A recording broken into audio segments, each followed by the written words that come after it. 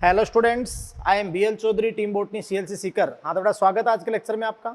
तो देखिए बेटा कि प्रीवियस लेक्चर में अपन वहाँ पर जो पायरिविक एसिड के 3 महत्वपूर्ण भविष्य होते हैं, तो वहाँ पर अपन ने एरोबिक रेस्पिरेशन के स्टेप्स स्टार्ट कर दिए थे। तो अपने कहा था कि भी एरोबिक रेस्पिरेशन के लिए जो पायरिवेट जो साइटोसोल या साइटोप्लाज्म में है वो एंटर करेगा, अगर यूकैरियोटिक सेल है तो माइटोकॉन्ड्रिया में, और माइटोकॉन्ड्रिया में जैसे ही पायरिवेट एंटर करेगा तो उसका कंप्लीट ऑक्सीडेशन होगा। और कंप्लीट ऑक्सीडेशन के दौरान आपने कहा था कि जो स्टेप्स होंगे वहाँ पर उस क्रियाधारों से जो भी हाइड्रोजन रिमूवल होगा, हाइड्रोजन विमुक्त होंगे, वो NAD या FAD लेकर रिड्यूस हो जाएंगे। यस बेटा। और बाकी आप समझ सकते हैं कि जो कार्बन है वो CO2 रूप में रिलीज हो जाएगा। यस। तो फर्स्ट ऑफ ऑल आपने link reaction, gateway reaction, oxidative decarboxylation and then आपने स्टार्ट किया क्रेब्स साइकिल। तो पहले आपने एक पायरिविक एसिड से एक एसिटाइल कोएंजाइम लिंक रिएक्शन के थ्रू बनाया, और फिर आपने अपने मात्रा की एक एसिटाइल कोएंजाइम से क्रेब्स साइकिल चला दिया।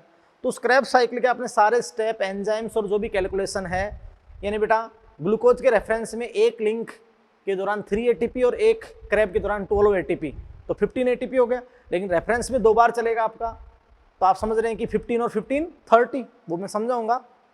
और 8 आपके कहाँ, ग्लाइकोलाइसिस में। तो आपने क्रेब्स साइकिल की सारे वो बातें आपने स्टार्ट की। फिर आपने कहा बेटा कि जो क्रेब्स साइकिल है वो मेनली कैटाबोलिक प्रोसेस है, लेकिन उस दौरान आप जानते हैं कि उसके जो इंटरमीडिएट हैं, जो क्रियाधार हैं, वो कई महत्वपूर्ण रसायनों के संश्लेषण में प्रयुक्त भी होते हैं। तो आपने कहा कि भी उस दौरान एनाबोलिज्म हो गई। तो ओवरऑल वो क्या है, एम्फीबोलिक प्रोसेस है। और आपने सिद्ध कर दिया कि एम्फीबोलिक प्रोसेस कैसे है। और आपने ये भी कहा था कि क्रेब्स साइकिल मेटाबॉलिक सिंक है, यानी कोई भी क्रियाधार प्रयुक्त हो, चाहे कार्बोहाइड्रेट हो, चाहे वसा हो, चाहे प्रोटीन हो, अगर एरोबिक रेस्पिरेशन है और यूकैरियोट में वो माइटोकॉन्ड्रिया में होगा, बात जानते हैं आप। अगर प्रोकैरियोट भी एरोबिक कर रहे हैं तो साइटोप्लाज्म में होगा, चाहे लिंक और क्रेब। यस। लेकिन आप दिमाग लगा लें बेटा कि 100% है कि भाई कोई भी क्रियाधार, चाहे वो कार्बोहाइड्रेट हो, चाहे फैट हो, चाहे प्रोटीन हो, आप जानते हैं कि उनके अंदर कई पद हों, लेकिन 100% अनिवार्य रूप से क्रेब्स साइकिल होगा। अब वो किसी भी क्रियाधार के लिए कितनी बार क्रेब्स साइकिल चलेगा उसके अकॉर्डिंग अपन उसकी कैलकुलेशन कर लेंगे। तो अपन ने सिद्ध कर दिया था हर तरीके से कि भाई एम्फीबोलिक नेचर भी है और मेटाबॉलिक सिंक भी है। थोड़ा सा जो NCERT के अंदर दे रखा है, मैं स्कोर आपको बता देता हूँ। फिर बेटा ग्लूकोज के रेफरेंस में लिंक और क्रेब 2 बार चलते हैं, तो रिएक्शन जो NCERT की है वो भी मैं आपके सामने लिखूंगा। यस बेटा। तो ध्यान दीजिएगा यहाँ पर। अब अपन यहाँ बात कर रहे हैं, जैसे आपने रेस्पिरेटरी सबस्ट्रेट, तो रेस्पिरेटरी सबस्ट्रेट बेटा आपको पता होना चाहिए कि आपने क्या क्या लिए। रेस्पिरेटरी सबस्ट्रेट, तो रेस्पिरेटरी सबस्ट्रेट जैसे मैं कॉमन 3 बात कर लेता हूँ आपके सामने कि यहाँ जैसे मैं बात करता हूँ किसकी, लिपिड की, लिपिड, या मैं कह दूँ फैट, वसा, फैट, वसा। यहाँ आप जानते हैं कि जो यूजुअली जो सबसे मेन प्रयुक्त होता है वो क्या है, कार्बोहाइड्रेट, कार्बोहाइड्रेट। यस बेटा, जो शर्कराएं हैं। और यहाँ मैं आपके सामने बात कर रहा हूँ बेटा कि भाई प्रोटीन की बात कर लेते हैं, प्रोटीन। यस। अब देखिएगा कि जैसे अपन ने यूजुअली कार्बोहाइड्रेट को लेकर जो पाथवे पढ़ा है, तो आपके सामने देखो कार्बोहाइड्रेट के अंदर अपन ने जो सिंपल शुगर होती है, सरल शर्करा, तो आप जानते हो कि सरल शर्कराएं, तो आपको पता है कि ग्लाइकोलाइसिस हमेशा कहाँ से स्टार्ट होगा, ग्लूकोज से। यस बेटा। अपने कहा था कि एनिमल में तो अपन जब खाना खाते हैं तो पाचन होकर अपने ब्लड में ग्लूकोज ही जाता है, लेकिन प्लांट जो फोटोसिंथेसिस से अपना भोजन स्वयं बनाते हैं, तो वहाँ फोटोसिंथेसिस का जो फाइनल प्रोडक्ट सुक्रोज हो और चाहे बाद में स्टोर्ड फॉर्म स्टार्च हो, लेकिन इन्वर्टेज एंजाइम उसको किसमें कन्वर्ट कर देता है, ग्लूकोज में। यस। तो स्टार्ट कहाँ से होगा, ग्लूकोज से होगा। तो देखिएगा बेटा फिर ग्लूकोज, तो ग्लूकोज शुरुआती अवस्था आपने ATP खर्च की थी, तो जैसे आपने बात की ग्लूकोज 6 फॉस्फेट, ग्लूकोज 6 फॉस्फेट, यही बात की थी ना बेटा। ग्लाइकोलाइसिस स्टेप तो याद है आपको सारे, तो आप समझ रहे हैं बेटा कि ग्लूकोज 6 फॉस्फेट। फिर आप जानते हैं बेटा कि जैसे आइसोमेरेज एंजाइम था फ्रक्टोज 6 फास्फेट, और फिर ATP कंज्यूम हुई थी तो फ्रक्टोज 1,6 बिसफोस्फेट, यही हुआ ना बेटा, फ्रक्टोज 1,6 बिसफोस्फेट। फिर आप समझ सकते हैं कि एल्डोलेज एंजाइम की प्रेजेंस से ये आपका ब्रेक हो गया था, और एल्डोलेज एंजाइम की प्रेजेंस से ये जैसे आप समझ सकते हैं कि बेटा ब्रेक हुआ, तो किस में ब्रेक हुआ था ये, है ना बेटा। तो आपको पता है कि ये ब्रेक किस में हुआ था, तो यहाँ अपन ऐसे इस फॉर्म में दे देते हैं कि दो जो मॉलिक्यूल बने थे, दो मॉलिक्यूल आपके सामने बने थे बेटा। एक आप जानते हो कि ग्लिसरेल्डेहाइड 3-फॉस्फेट, ग्लिसरेल्डेहाइड 3-फॉस्फेट, यस। और एक आप समझ सकते हो कि भाई जो डाईहाइड्रोक्सी एसीटोन फॉस्फेट, समझे। ये अपन यहीं पर इसके दो मॉलिक्यूल बना दे आपके सामने, जैसे इसी एरो पे अपन ले लें कि एक तो आपका क्या बन गया था, ग्लिसरेल्डिहाइड 3 कार्बन वाला, है ना, 3-फॉस्फेट, ग्लिसरेल्डिहाइड 3-फॉस्फेट, जिसको आपने क्या कहा था, PgAl, यस बेटा। और आप समझ सकते हैं कि भाई जैसे यहाँ आप समझ सकते हैं कि DHAP, डाईहाइड्रोक्सी एसीटोन फॉस्फेट। अच्छा, इसके बाद रिएक्शन 2 बार चलेगी ग्लूकोज के रेफरेंस में, क्योंकि पहले इससे फिर ये आ जाएगा, यस। अब आपने क्या कहा था कि जो ग्लिसरेल्डिहाइड 3-फॉस्फेट है, तो फिर आप जानते हो कि 1,3-PGA जब ऑक्सीडेशन होता है छठे स्टेप में, फिर 3-PGA, फिर 2-PGA, फिर पैप, फिर फाइनल किस में आ गया था, पायरुविक एसिड में। वो तो अपना स्टेप बता करने ना, तो पायरुविक एसिड में आ गया था। बात को समझ रहे हैं। और की प्रोडक्ट जो ग्लाइकोलाइसिस का मुख्य उत्पाद हो पायरुविक एसिड, ये 3 कार्बन का। अच्छा, अब ये इसमें आएगा तो ग्लूकोज के रेफरेंस में 2 पायरुविक एसिड बन जाएंगे, लेकिन अपन यहाँ एक एक से बता रहे हैं, यस बेटा। अब पायरुविक एसिड की आप जानते हैं कि लिंक रिएक्शन हुई, लिंक रिएक्शन जैसे ही माइटोकॉन्ड्रिया में एंटर हुआ, लिंक रिएक्शन हुई, तो आप जानते हैं आपके सामने क्या बन गया, एसिटाइल कोएंजाइम। और एक एसिटाइल कोएंजाइम से आप समझ सकते हैं कि भाई ये जो क्रेब्स साइकिल है वो 1 बार चलेगा, और ग्लूकोज के रेफरेंस में कितनी बार चलेगा, 2 बार चलेगा। ये बातें आपके सामने क्लियर हो ही गई हैं, यस बेटा। तो फिर आप देखिएगा कि यहाँ आप समझ रहे हैं कि भाई वो OA आता है, एसिटाइल कोएंजाइम से संयोग करता है, तो आप समझ रहे हैं कि यहाँ क्या चलता है, क्रेब्स साइकिल। तो मैं यहाँ लिख देता हूँ अल्फा कीटोग्लूटेरिक एसिड, और ये आप समझ सकते हैं कि भाई क्रैब साइकिल हो गया, TCA साइकिल, है ना। इसको तो और भी लिख सकते हो भाई, एसिटाइल कोएंजाइम से OA संयोग करता है तो citric acid, cis aconitase, isocitric, oxalosuccinic, alpha ketoglutaric, succinyl coenzyme, और जो भी सक्सिनिक, फ्यूमेरिक, मेलिक, पूरा आपको बताया था ना, क्रैब साइकिल, TCA साइकिल, सही। अब देखिएगा कि जैसे अगर मान लो फैट की बात हो, तो देखो कि फैट का जब डाइजेशन होता है तो आप अच्छे से जानते हैं किसके प्रेजेंस में, लाइपेज। तो आप जानते हैं कि 2 चीज़ आपके सामने बनी थी, फैटी एसिड, यस, इस फॉर्म में ले सकते हैं फैटी एसिड। और आप जानते हैं क्या बना था आपके पास, ग्लिसरॉल। क्या बना था, ग्लिसरॉल। इसको यहाँ अपन कह भी सकते हैं कि भाई क्या बना था, फैटी एसिड वसी अम्ल, और क्या बना, ग्लिसरॉल, सही बेटा। ये लो ग्लिसरॉल बन गया। अब आप अच्छे से समझ सकते हैं कि देखो ये इस रूप में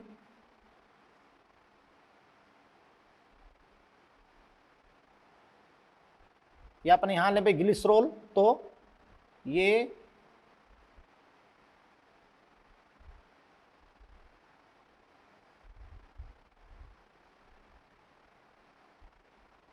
मतलब dihydroxy glycerol dihydroxy acetone phosphate में चेंज हो सकता है।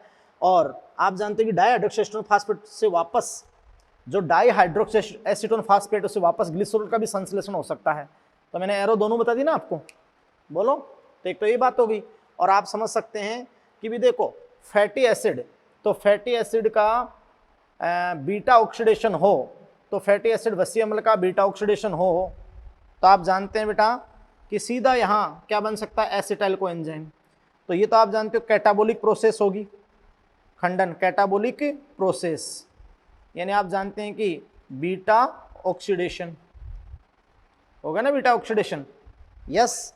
लेकिन आप जानते हो कि सेल के अंदर आप अच्छे से समझ सकते हो कि भाई एसिटाइल कोएंजाइम ज़्यादा हो जाए या थ्रेशोल्ड वैल्यू से ज़्यादा, यस, तो फिर आप समझ सकते हो कि क्रैब नेचुरल एसिटाइल कोएंजाइम से वापस किसका संश्लेषण हो सकता है, इस फैटी एसिड का संश्लेषण भी हो सकता है। बात को समझ रहे हैं? तो ये प्रोसेस क्या हो जाएगी, एनाबोलिक। और आपको पता होना चाहिए एसिटाइल कोएंजाइम से अपने फैटी एसिड भी बनाया था। तो देखो फैटी एसिड से बीटा ऑक्सीडेशन होगा तो एसिटाइल कोएंजाइम में, और एसिटाइल कोएंजाइम से वापस क्या, फैटी एसिड। समझे? ऐसे ही देखो बेटा कि प्रोटीन, तो प्रोटीन का पाचन आप किससे एंजाइम से करोगे, प्रोटीएज। तो यहाँ क्या बन जाएंगे, एमिनो एसिड, एमिनो अम्ल, और एमिनो एसिड से डीएमिनेशन मतलब अमोनिया निकल जाती है तो ऑर्गेनिक एसिड। अब वो ऑर्गेनिक एसिड किस टाइप का बना है, ऑर्गेनिक एसिड बेटा किस टाइप का बना है, तो उसी टाइप से वहां आपकी क्या हो सकती है, एंट्री हो सकती है। यस बेटा, यानी देखिएगा कि वो ऑर्गेनिक एसिड किस टाइप का बना है तो वहां से आपकी क्या हो सकती है, एंट्री हो सकती है। बात को समझे? जैसे मैं आपके सामने बात करूं इसकी, भाई ये आपकी प्रोसेस है, और देखो ये ऑर्गेनिक एसिड ऐसा भी हो सकता है, ऑर्गेनिक एसिड यानी alpha keto glutaric acid, alpha keto glutaric में चेंज हो जाए, अल्फा कीटो ग्लूटेरिक हो जाए।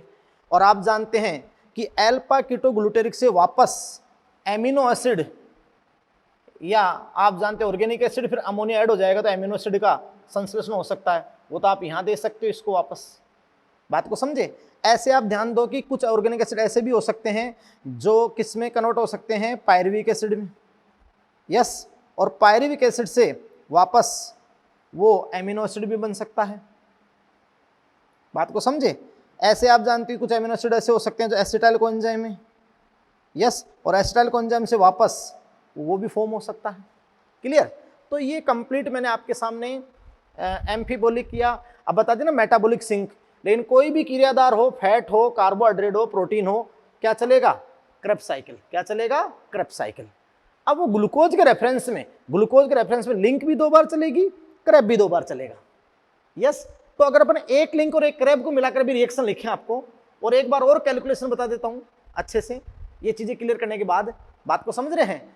और फिर मैं आपको एक वसी अम्ल का उदाहरण लेकर, वसाकार वसी अम्ल का उदाहरण लेकर, कि वसी अम्ल के बीटा ऑक्सीडेशन तो क्या होता है, और बीटा ऑक्सीडेशन से एसिटाइल कोएंजाइम कितने बनते हैं, और उसकी भी कैलकुलेशन आपको बता देता हूं। वो आपके आउट ऑफ सिलेबस है, लेकिन फिर भी कभी कभी एक आधा क्वेश्चन है, उससे वो भी क्लियर हो जाएगा मॉड्यूल का, है ना।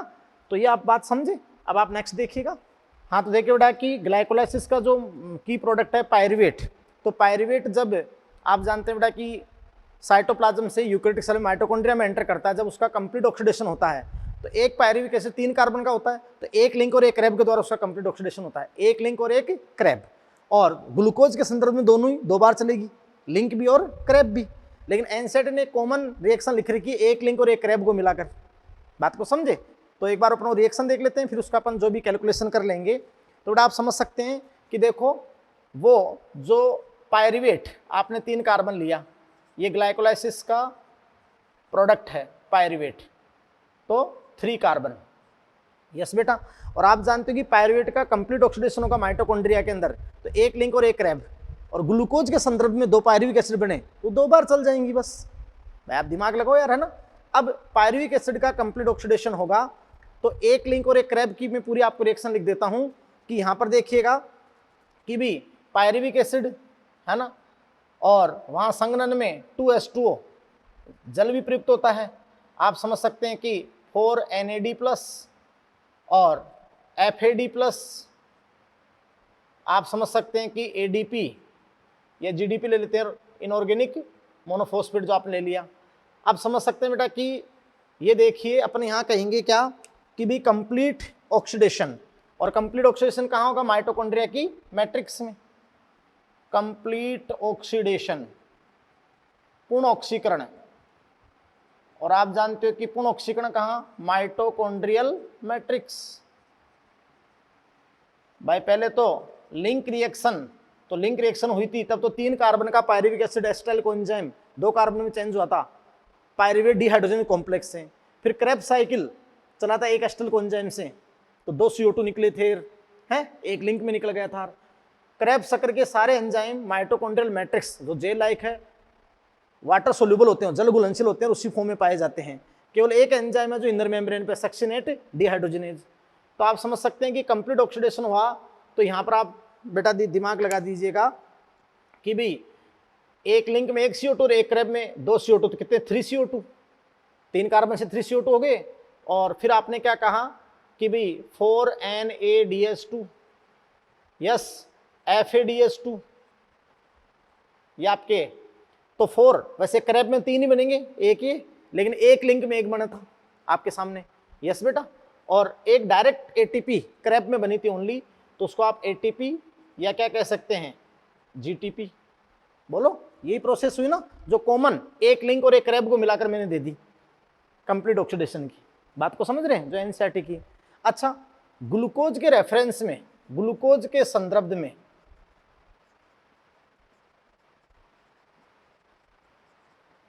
लिंक और क्रैब, लिंक व क्रैब साइकिल 2 बार चलेंगे, यस बेटा। अच्छा सुने, अगर आपको एरोबिक रेस्पिरेशन के दौरान डायरेक्ट एटीपी पूछ ली जाए तो एक क्रैब में तो 1 और ग्लूकोज के रेफरेंस में कितनी 2, क्योंकि ग्लाइकोलाइसिस की जो एसएलपी थी, डायरेक्ट एटीपी थी, वो तो दोनों में कॉमन है, चाहे एरोबिक हो चाहे एनारोबिक हो, लेकिन ओनली एरोबिक में नहीं, क्रैब की बात होती है वो। तो फिर आप जानते हो 2। तो देखो ग्लूकोज के संदर्भ में लिंक रिएक्शन और क्रैब साइकिल 2 बार चलेंगे। तो आप जानते हो कि 4 × 2 यानी कितने NADH2, 8 NADH2, और 1 × 2 कितने FADH2, 2 FADH2, और 1 × 2 कितनी डायरेक्ट एटीपी, SLP जो है SLP, तो कितना 2। तो सुनो, 8 तिया 20 मतलब 24, यानी 1 NADH 3 ATP, तो 8 तिया 24, और 2 दूनी 4 और 2 डायरेक्ट, तो टोटल कितनी होगी 30। अरे बोलो, इसलिए अपन कहें कि एक क्रैब और एक लिंक होंगे, एक क्रैब और एक लिंक, तो तुम दिमाग लगाओ कि 4, तो 4 से कितनी, 4 × 3 यानी 12 है, 1 × 2 मतलब FADH2 और एक डायरेक्ट, यस, तो 15।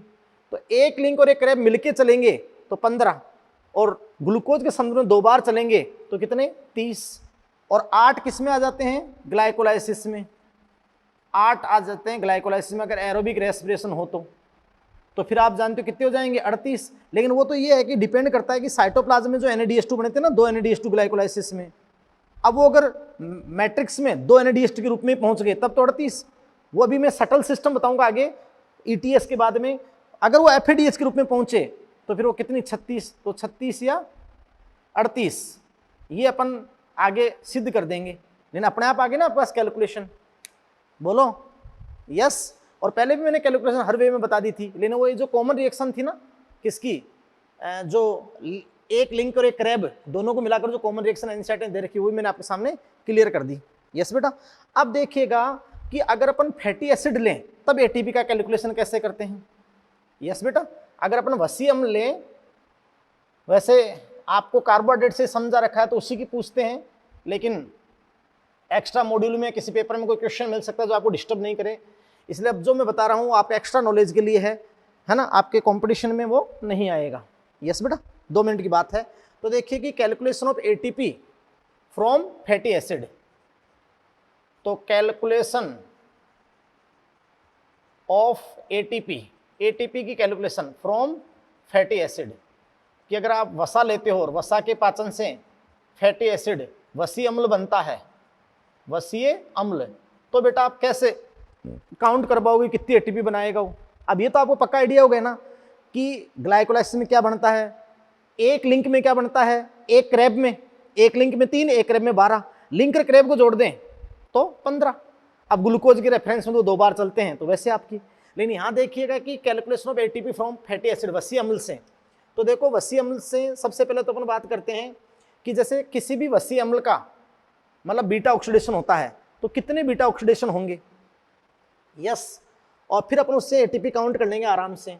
तो ध्यान दीजिएगा कि भाई total number of beta oxidation किसी भी फैटी एसिड का, तो total number of beta oxidation, कितने बीटा ऑक्सीडेशन होंगे किसी वसीय अम्ल के, है ना।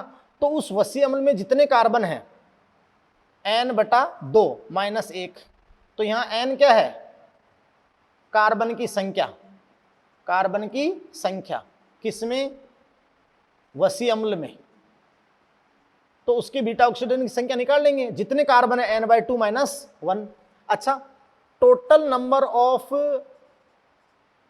एसिटाइल कोएंजाइम में कितने एसिटाइल कोएंजाइम बनेंगे फिर उससे, तो वो आपके निकलते हैं n/2 ओनली, n/2। तो n कार्बन की संख्या उसमें बटा 2, तो ये आपके एसिटाइल कोएंजाइम की संख्या आ जाएगी, है ना बेटा।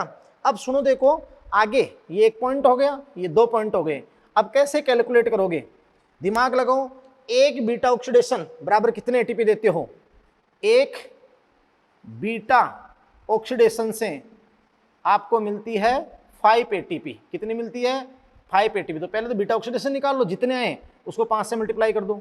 फिर एक एसिटाइल कोएंजाइम से तुम्हें पता ही है कि क्रेब्स साइकिल चलता है, तो क्रेब्स साइकिल में कितनी एटीपी बनती है, 12 एटीपी, है ना।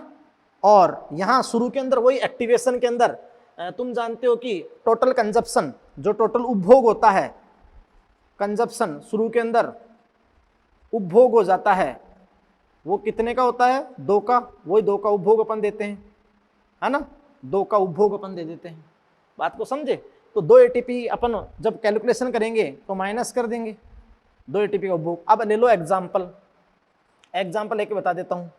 जैसे बेटा आपके सामने मान लो एनसेट ने आपको दे रखा है बायोमोलिक्यूल में कि आपके सामने जैसे पाल्मिटिक एक एमिनो एसिड है, पाल्मिटिक एसिड, उसमें कार्बन की संख्या कितनी होती है, 16।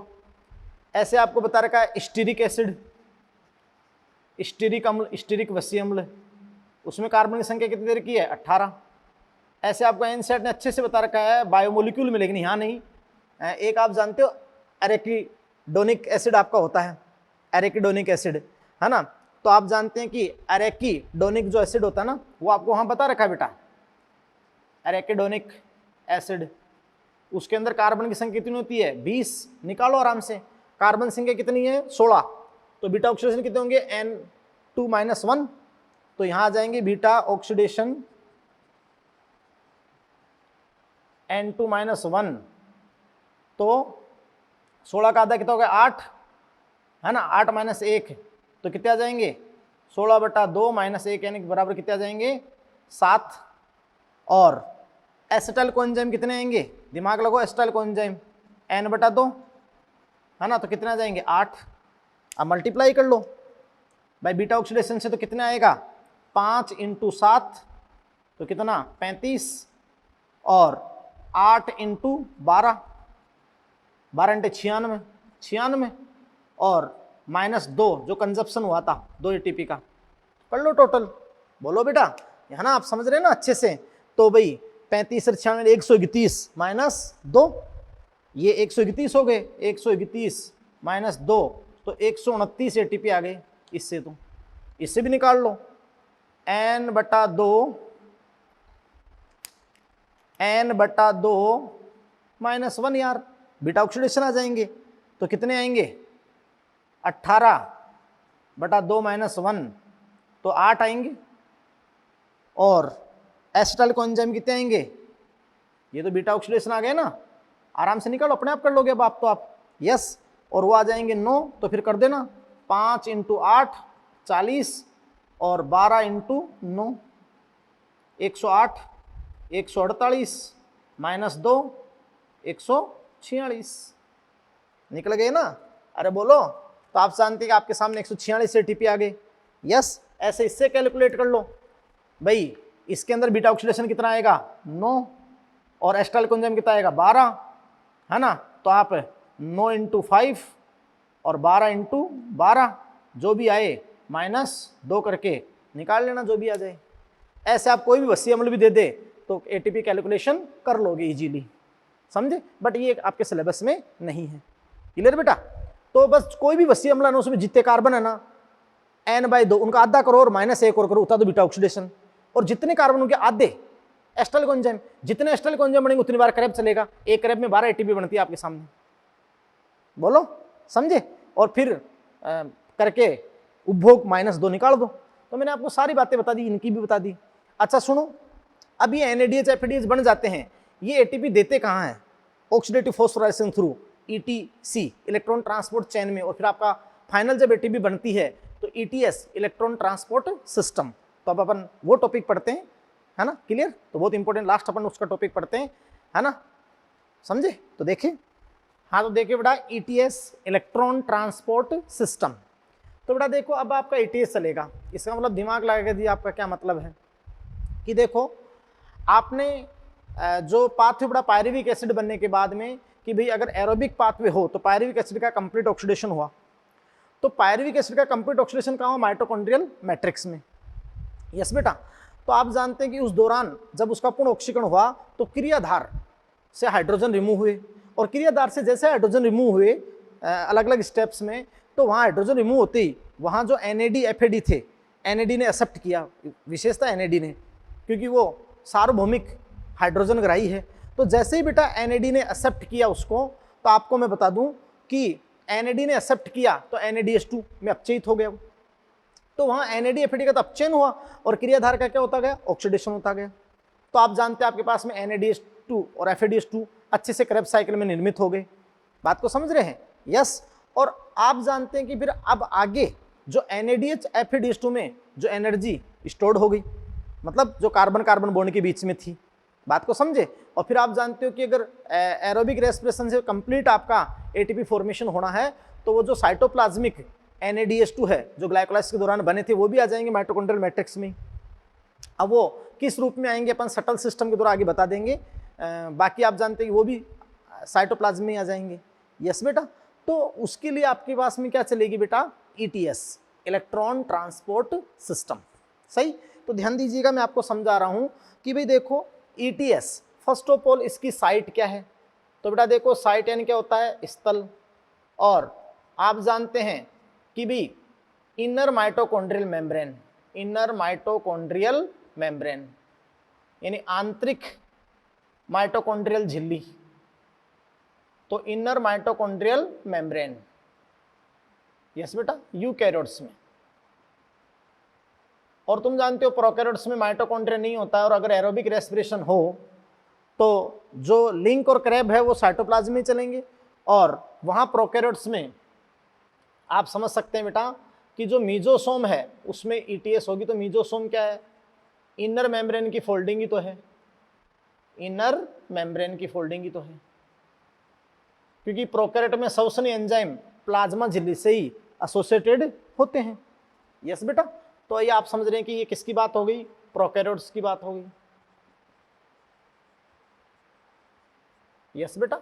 अब ध्यान दीजिएगा कि भाई यूकैरियोट्स में जो इनर माइटोकॉन्ड्रियल मेम्ब्रेन है तो वो क्या है? क्रिस्टी तो है, क्रिस्टी की अपन बात करते हैं। यस।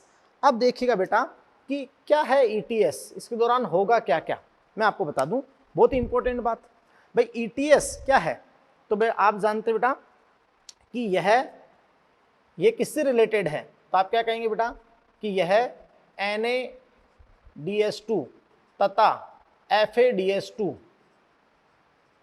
में संचित ऊर्जा की विमुक्ति तथा उपयोग से संबंधित प्रक्रम है, संबंधित प्रक्रम है। बात को समझे कि जब आपके लिंक और क्रैब साइकिल हुए तो वहां क्रियाधार का ऑक्सीकरण हुआ, और NAD FAD का आप जानते हैं कि अपचयन हुआ। अब वो स्टोर्ड एनर्जी आ गई किसमें? NADH2 और FADH2 में। तो इनका वापस ETS में क्या होगा? ऑक्सीडेशन होगा। तो उस ऊर्जा की उस दौरान आप कैसे विमुक्ति और उपयोग होगा, उससे रिलेटेड ये प्रक्रम है क्या बेटा? ETS। यस बेटा। और बहुत ही इंपॉर्टेंट बात बता दूं बेटा मैं कि जो ETS है, ETS का प्राथमिक उद्देश्य क्या है बेटा इसका? तो ETS का प्राथमिक उद्देश्य NADH2 तथा FADH2 का ऑक्सीडेशन है, ऑक्सीकरण है ना बेटा। क्योंकि देखो लिंक और क्रेब्स साइकिल के दौरान इनका रिडक्शन हुआ था, तो अब इनका ऑक्सीडेशन है। यस, कैसे बेटा? जब आप जानते हैं कि भाई जिसके कारण आप जानते हैं कि जब इनका ऑक्सीडेशन होगा तो जिसके कारण आप जानते बेटा कि NAD+ तथा FAD बनते हैं, वापस निर्मित होते हैं ना NAD और FAD, है ना बेटा। और ये NAD FAD वापस बनते हैं। यस, जो क्रेब्स साइकिल को मैं आपको बहुत इंपॉर्टेंट बना दूं कि जो क्रेब्स साइकिल को सतत रूप से चलाए रखने में सहायक है ना बेटा। यानी भाई एक बात बताओ, वहां जब इनका रिडक्शन हुआ NADH टू FADH बन गई, वहां एनर्जी स्टोर हो गई, अब वापस ऑक्सीडेशन होना चाहिए ना, ताकि वो एनर्जी तो ATP संश्लेषण में जाए और आप जानते हैं कि वो NAD FAD वापस बन जाए, तो क्रेब्स साइकिल में वापस चाहिए ना, तो वहां NAD FAD वापस है ना। तो आप समझ रहे हैं बेटा कि जो क्रेब्स साइकिल को सतत रूप से चलाए रखने में सहायक होते हैं। अच्छा, ETS एक प्रकार का ऑक्सीडेशन रिडक्शन प्रक्रम है ना। ऑक्सीडेशन रिडक्शन प्रक्रम ही है कि जब NADH FADH का ऑक्सीडेशन होगा तो इलेक्ट्रॉन या प्रोटॉन जो रिमूव होंगे, आप जानते हैं विभिन्न वाहकों में गुजरेंगे, बात को समझे, तो जो भी आगे एक्सेप्ट करेगा उसका क्या होगा, रिडक्शन होगा। तो आप समझ रहे हैं कि ऑक्सीडेशन रिडक्शन प्रक्रम, और ये आपको समझना है। यस बेटा। अब आप ध्यान दीजिएगा कि ETS के दौरान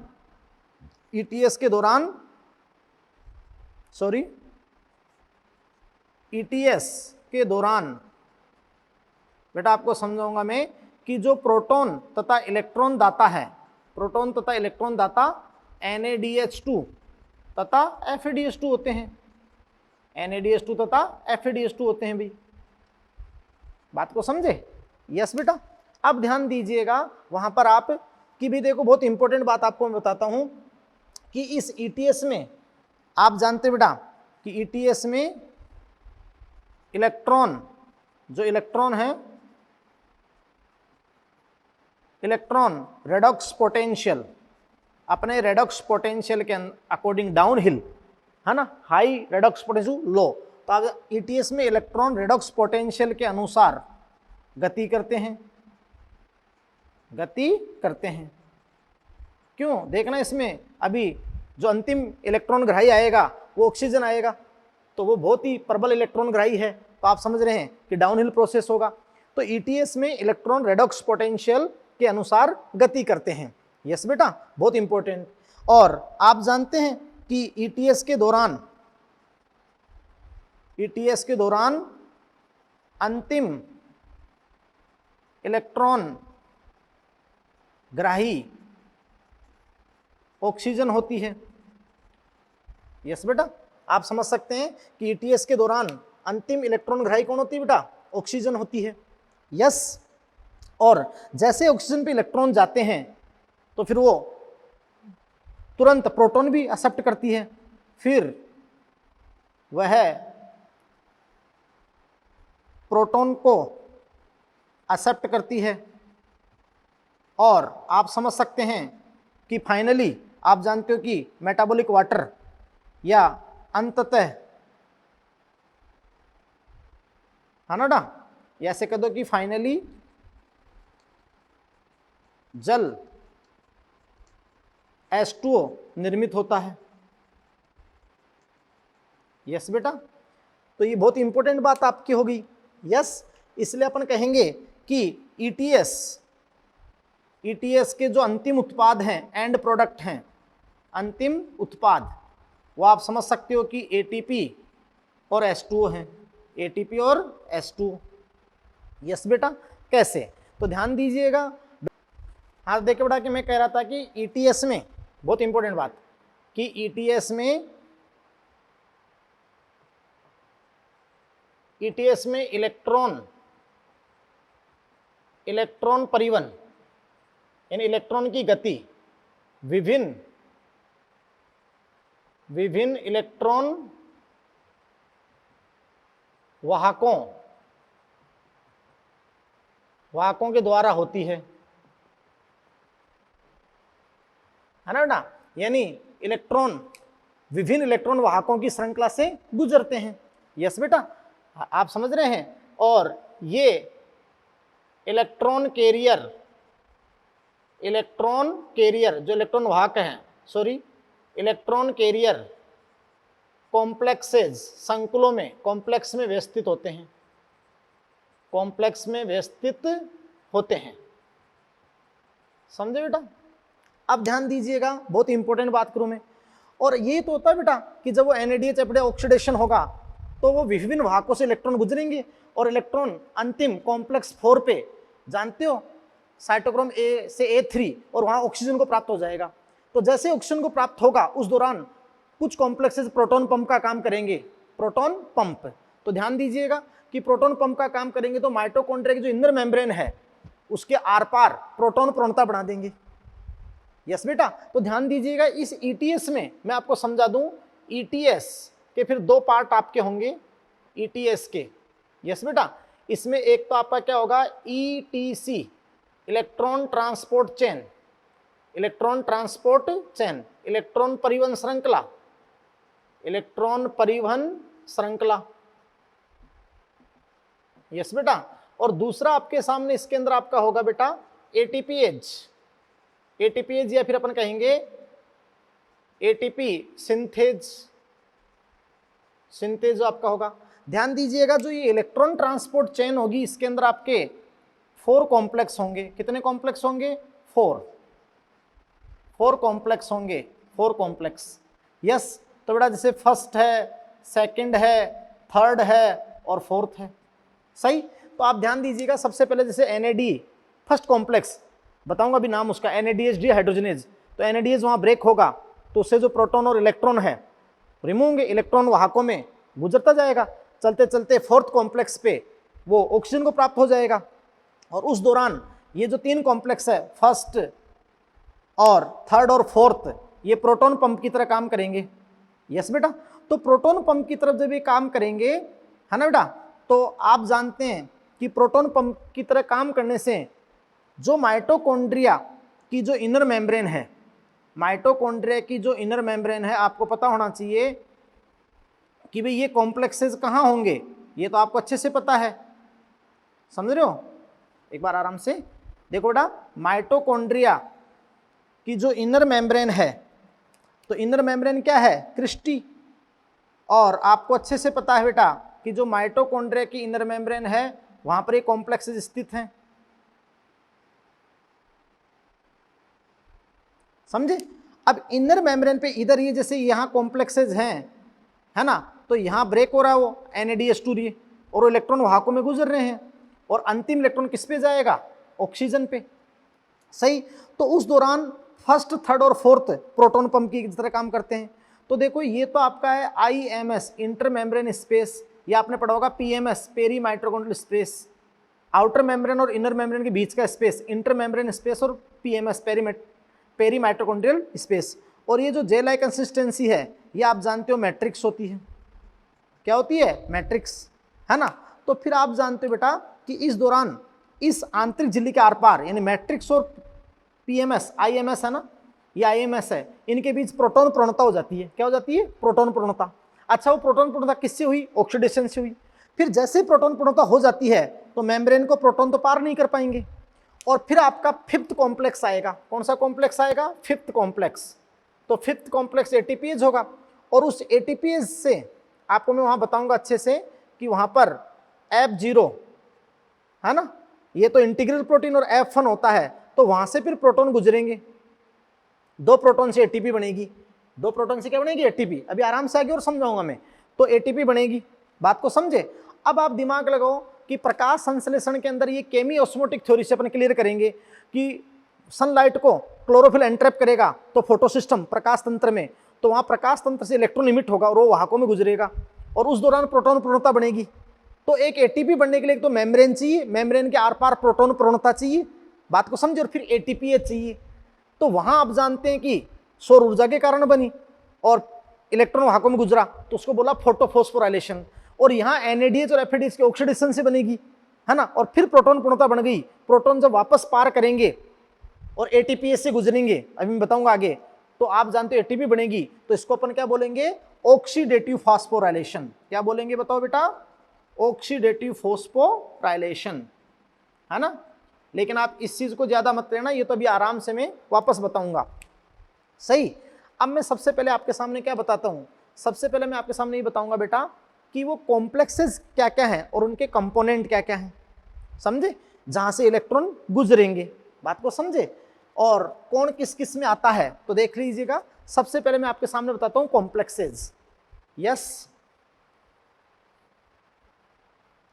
और एक ही बेटा अपने दिमाग में एक विचार बैठा लेना कि वाहकों में इलेक्ट्रॉन गुजरने से प्रोटॉन पूर्णता बन जाएगी। अब ATP निर्माण के लिए क्या चाहिए, एक मेम्ब्रेन चाहिए, उस मेम्ब्रेन के आर पार क्या चाहिए, प्रोटॉन ग्रेडियंट चाहिए। प्रोटॉन ग्रेडियंट जब बन जाएगी तो ATPase चाहिए, है ना। ATPase से जब 2 प्रोटॉन गुजरेंगे तो एक ATP बनती जाएगी, है ना। अच्छा, यहां वो प्रोटॉन पूर्णता किसके कारण बनी, NADH2 FADH2 के ऑक्सीडेशन से बनी, तो इसको आप क्या बोल दोगे फिर, ऑक्सीडेटिव फॉस्फोराइलेशन। अब सबसे पहले अपन बात कर लेंगे कॉम्प्लेक्सेस की, और फिर अपन बात कर लेंगे जो ETS का आपका डायग्राम होता है, यस बेटा। हाँ, तो देखिए बेटा, अब अपन बात करते हैं कॉम्प्लेक्सेस की। तो सबसे पहले अपन बात करेंगे कि भी नंबर ऑफ कॉम्प्लेक्स, संकुल का नंबर क्या है, और फिर अपन बात करें कि उस संकुल का नेम, तो नेम ऑफ कॉम्प्लेक्स, संकुल का नेम क्या है, और फिर अपन बात करेंगे बेटा कि उस संकुल के अंदर कंपोनेंट यानी घटक या उसके कोफैक्टर क्या है, यस बेटा। तो सबसे पहले देखिएगा आप कि मैं यहाँ पर आपके पास में लेता हूँ कि भी जैसे कॉम्प्लेक्स फर्स्ट, तो कॉम्प्लेक्स फर्स्ट का नाम है बेटा NADH डिहाइड्रोजिनेज। बेटा ये आपको याद रखना है, आपको पता होना चाहिए क्या क्या कॉम्प्लेक्स का नाम है, क्या क्या घटक है। बाकी तो एक सिंपल बात मैं आपको बताऊंगा, उसके बाद में आपसे कोई ETS डायग्राम नहीं बनवाएगा। तो ध्यान दीजिए, number of complex first NADH dehydrogenase complex है उसका नाम, सही। और उस कॉम्प्लेक्स के अंदर जो कंपोनेंट हैं वो बेटा आप जानते हो कि FMN और FES, ये कंपोनेंट है उसके, बात को समझ रहे हैं। अब ध्यान दीजिएगा, मैं नेक्स्ट बात करता हूँ कॉम्प्लेक्स सेकंड, तो उसका नाम है सक्सिनेट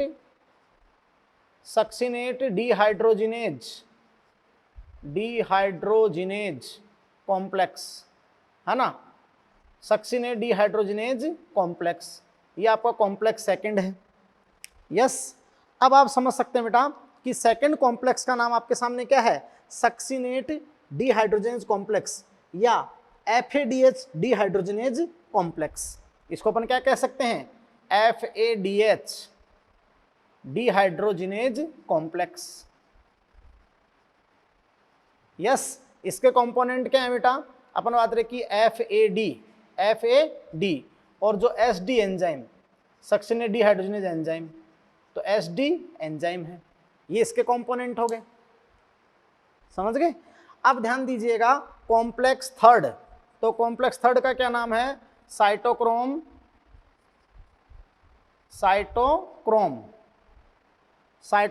BC1 कॉम्प्लेक्स। तो ध्यान दीजिएगा बेटा, साइटोक्रोम BC1 कॉम्प्लेक्स है थर्ड कॉम्प्लेक्स का नाम, सही। तो इसके अंदर क्या क्या है इसके कंपोनेंट, साइटोक्रोम B, फिर आप जानते हैं कि साइटोक्रोम B, FES और साइटोक्रोम C1, ये इसके कंपोनेंट हैं, समझे, थर्ड कॉम्प्लेक्स के। साइटोक्रोम BC1 कॉम्प्लेक्स आपका, साइटोक्रोम BC1 कॉम्प्लेक्स, समझे, ये आपका थर्ड कॉम्प्लेक्स है। फिर देखिएगा कॉम्प्लेक्स 4, तो कॉम्प्लेक्स 4 का क्या नाम है, तो साइटोक्रोम ऑक्सीडेज, ये आपका कॉम्प्लेक्स 4 का नाम है, साइटोक्रोम ऑक्सीडेज, यस बेटा। और आप समझ सकते हैं कि भी कॉम्प्लेक्स 4 में क्या क्या कंपोनेंट हैं, है ना, तो इसके अंदर आप समझ सकते हो बेटा कि साइटोक्रोम ए और साइटोक्रोम ए3 है। सही। अब मैं आपके सामने बात कर रहा हूं कि साइटोक्रोम ऑक्सीडेज, तो साइटोक्रोम ए और साइटोक्रोम ए3 और 2 कॉपर सेंटर्स, 2 ताम्र केंद्रक होते हैं। जैसे पहले कॉपर ए इसको देगा इलेक्ट्रॉन, फिर साइटोक्रोम ए कॉपर बी, और फिर वो ऑक्सीजन पे जाएगा। समझे नहीं समझे? खैर वो बता दूंगा मैं, तो आप तो इतना याद रखो कि साइटोक्रोम ए और साइटोक्रोम ए3 और 2 कॉपर सेंटर। समझ गए ना? ये साइटोक्रोम ऑक्सीडेज 4th कॉम्प्लेक्स। अब आप समझ सकते हो कि ये जो 4 कॉम्प्लेक्स होते हैं, तो मैंने आपको किसमें बताए? ये 4 कॉम्प्लेक्स मैंने आपको बताया किसमें? ईटीसी में। किसमें बेटा? ईटीसी में। समझ गए? ये आपको मैंने बताया किसमें? ईटीसी में। तो ये आपके बेटा कॉम्प्लेक्स 4 के आपके पास में नाम आ गए, है ना?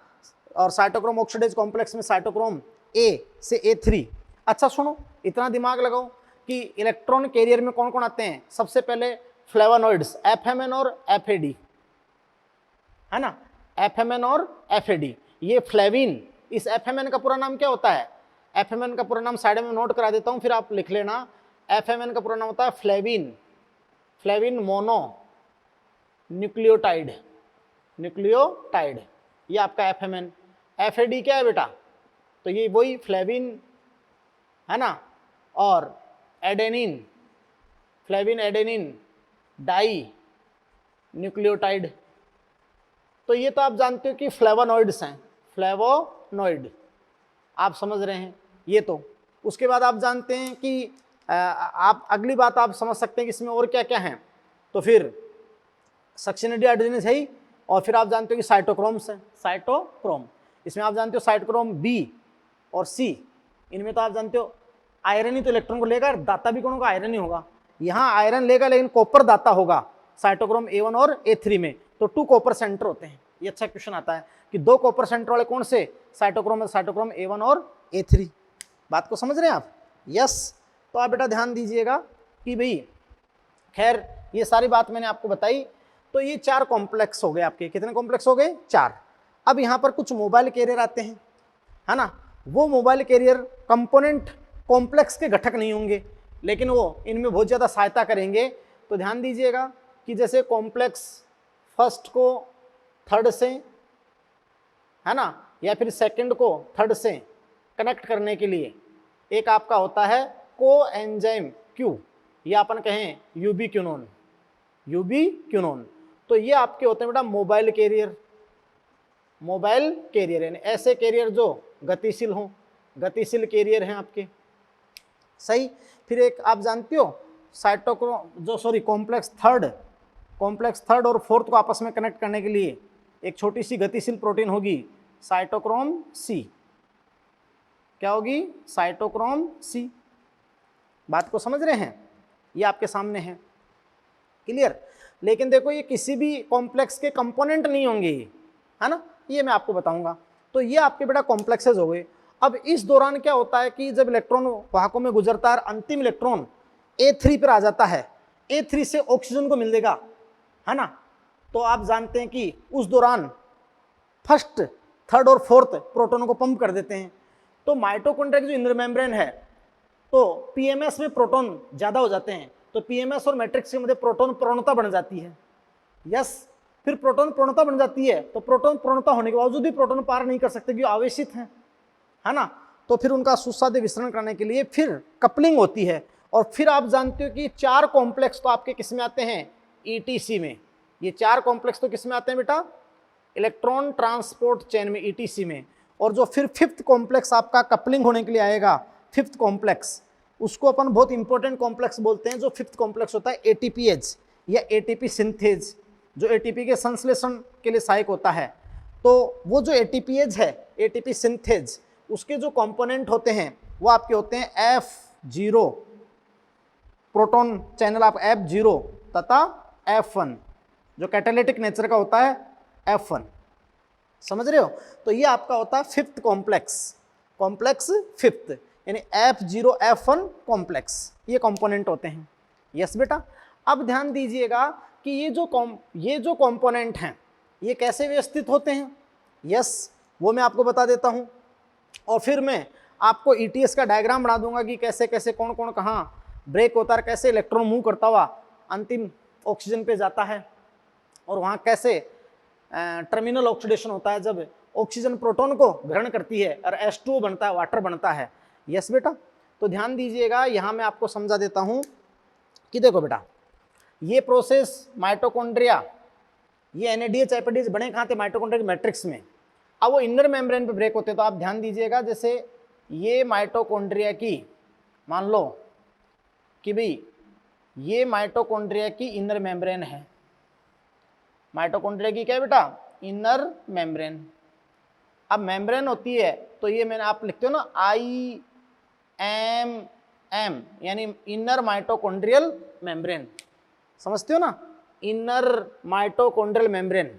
और ये आप अच्छे से समझ सकते हो कि फास्फोलिपिड की बाइलेयर है, और जो भी प्रोटीन इसके अंदर होते हैं आप समझ ही रहे हैं, तो ये इनर मेम्ब्रेन है।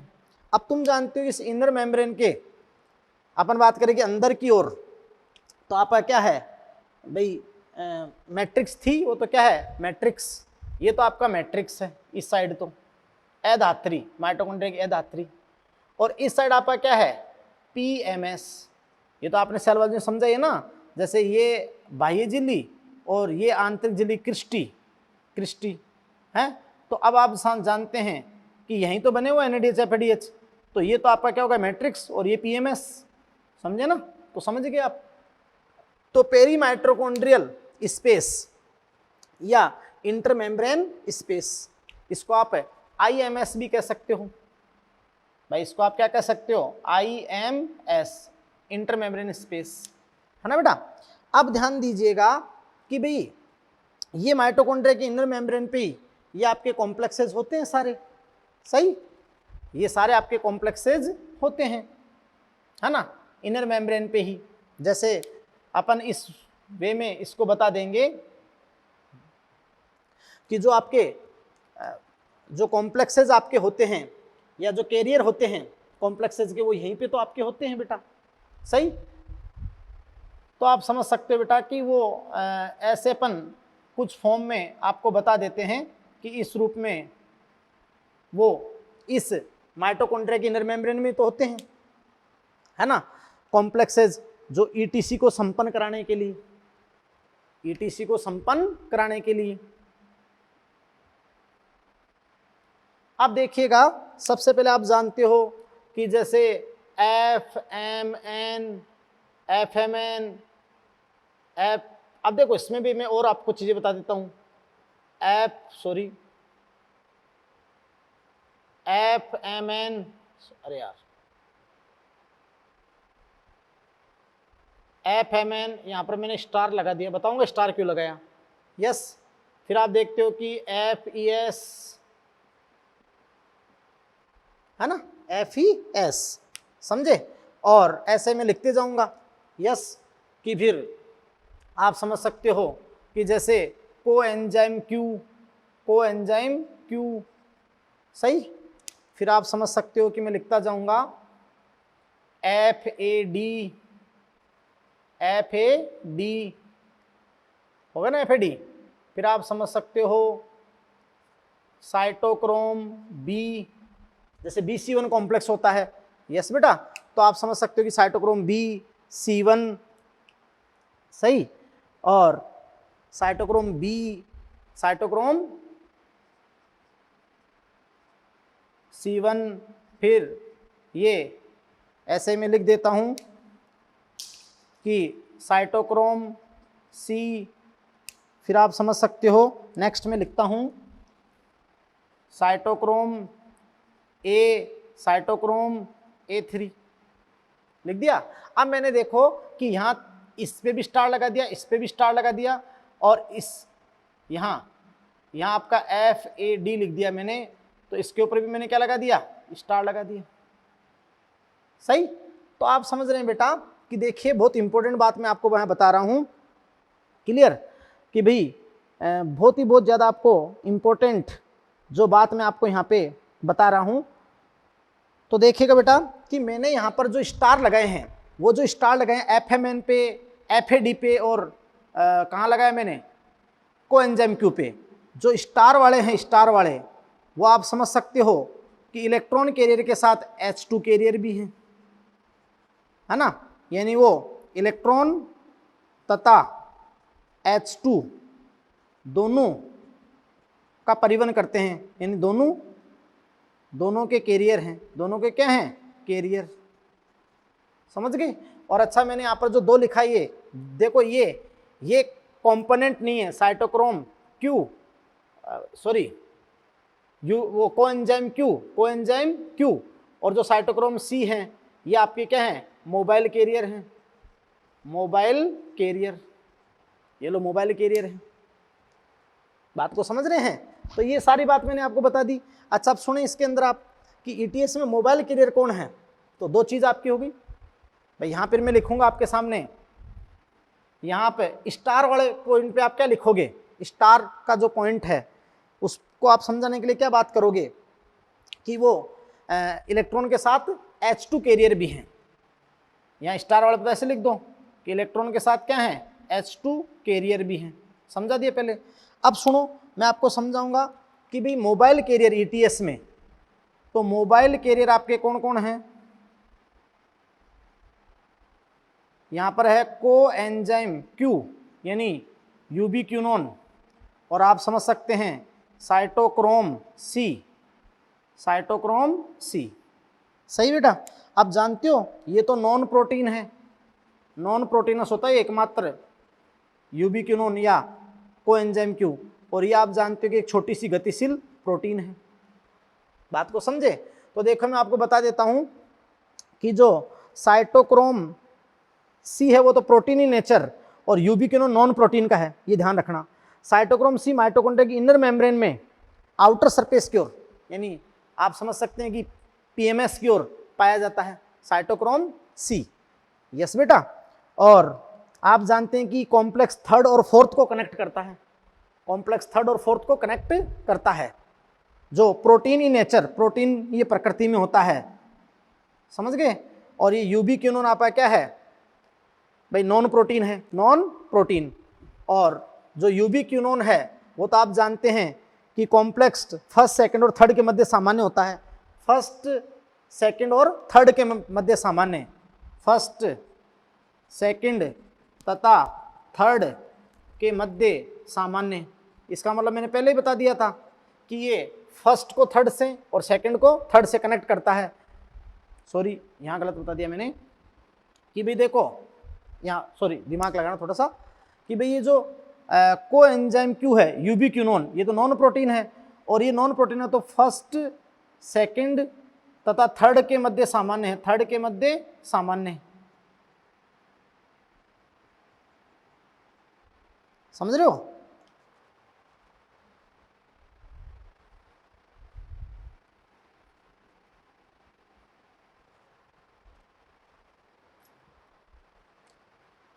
देखो बेटा मैं यहाँ पर आपको बता देता हूँ मोबाइल कैरियर के बारे में। तो ध्यान दीजिएगा कि जो मोबाइल कैरियर हैं वो 2 प्रकार के आपके हैं आपके सामने, कोएंजाइम क्यू यानी यूबीक्विनोन और साइटोक्रोम सी। और आपको पता है कि ये कोएंजाइम क्यू, यूबीक्विनोन और साइटोक्रोम सी ये किसी भी कॉम्प्लेक्स के घटक नहीं है। अब ये जो कोएंजाइम क्यू है ना, यूबीक्विनोन, ये नॉन प्रोटीन, ये प्रोटीन से नहीं बना होता, नॉन प्रोटीन होता है, तथा ये कॉम्प्लेक्स 1st, 2nd तथा 3rd के मध्य सामान्य है, 3rd में सामान्य है ना। और मैंने आपको अच्छे से समझा दिया बेटा कि ये कॉम्प्लेक्स 1st को 3rd से और 2nd को 3rd से कनेक्ट करता है, कोएंजाइम क्यू यूबीक्विनोन। समझ रहे हो। फिर आप जानते हो साइटोक्रोम सी, तो यह प्रोटीन इन नेचर, या मतलब प्रकृति में प्रोटीन ही इसकी प्रकृति है साइटोक्रोम सी। यह छोटी गतिशील प्रोटीन है ना, जो आप समझ सकते हो कि किसको कनेक्ट करती है, साइटोक्रोम जो सी है वो आप जानते हो कि थर्ड और फोर्थ के बीच में, थर्ड और फोर्थ को आपस में जोड़ती है, थर्ड और फोर्थ को, समझ रहे हो ना। तो ये साइटोक्रोम सी, जो आप जानते हो माइटोकॉन्ड्रिया के इनर मेम्ब्रेन में आउटर सरफेस की ओर यानी पीएमएस की तरफ पाई जाती है, पीएमएस की तरफ पाई जाती है। ये लो, तो ये सारे कॉम्प्लेक्सेस मैंने आपको बता दिए, समझ रहे हो। अब मैं फाइनल आपको बता देता हूं कि कैसे आपका, और आपको पता है ये सब तो किसमें आएंगे, ईटीसी में। जब ईटीसी में बात हो जाएगी तो फिर आपका फिफ्थ कॉम्प्लेक्स आ जाएगा एटीपीएच, जो F0 और क्या है F1 है। अब मैं आपको फाइनल इतना सा रहा है कि मैं आपको बता देता हूं ईटीएस का डायग्राम, और उसके थ्रू आपको समझा देता हूं कि कैसे प्रोटीन आप वो एटीपी आपका बनेगा, है ना, कैसे प्रोटॉन पूर्णता बनेगी और कैसे फिर एटीपी आपका बनेगा, इतना अपने को समझना है। और कैसे टर्मिनल ऑक्सीडेशन होगा, क्या होगा, टर्मिनल ऑक्सीडेशन, समझ रहे हो ना। तो वो सारी बात मैं अभी आपको बता देता हूं। देखिए नेक्स्ट, हाँ तो देखिए बेटा कि जो ईटीएस का आरेख है, और इसमें आपको एक दिमाग ये लगाना है कि जब इलेक्ट्रॉन विभिन्न वाहकों से गुजरता जाएगा तो प्रोटॉन पूर्णता स्थापित करेगा। तो प्रोटॉन पूर्णता किस किस के बीच आपकी होगी, कि जो आंतरिक झिल्ली है, तो आंतरिक झिल्ली के एक तरफ आपका मैट्रिक्स है और एक तरफ पीएमएस, तो पीएमएस में प्रोटॉन इकट्ठे हो जाएंगे और फिर प्रोटॉन पूर्णता हो जाएगी, और अंतिम इलेक्ट्रॉन जब ऑक्सीजन पे पहुंच जाएगा, यस, तो फिर देखिए आपकी प्रोसेस क्या होगी। यस बेटा, तो ध्यान दीजिएगा इसके अंदर। देखो सबसे पहले अपन बात करते हैं कि अपन ने ये IMM inner mitochondrial membrane, IMM आपने शो कर दी। यस बेटा, इनर माइटोकॉन्ड्रियल मेम्ब्रेन, आंतरिक झिल्ली, ये लिपिड की बाइलेयर।